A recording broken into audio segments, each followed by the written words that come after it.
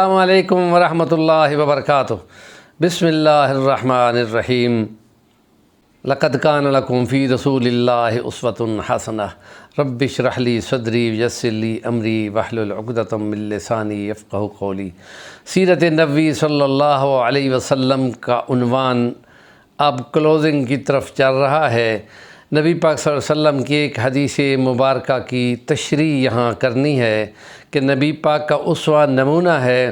حضرت بشر بن سحیم رضی اللہ عنہ کی روایت ہے کہ نبی پاک نے ان کو حکم دیا کہ تم اعلان کر دو کہ جنت میں سوائے مومن کے کوئی داخل نہ ہوگا، اور یہ ایام تشریق جو ہے جن میں گوشت کو کھایا جاتا ہے، سکھایا جاتا ہے، چونکہ قربانی ہوتی ہے تو بہت زیادہ گوشت ہوتا ہے، تو فرمایا کہ یہ دن کھانے پینے کے ہیں اور اس میں اللہ کی کبریائی اور بڑائی بھی بیان کرو اور کھاؤ پیو بھی صحیح اور اللہ کے شکرانے بولو۔ ہمارے چینل کا نام ہے صفی الوانی، ضرور سبسکرائب کریں۔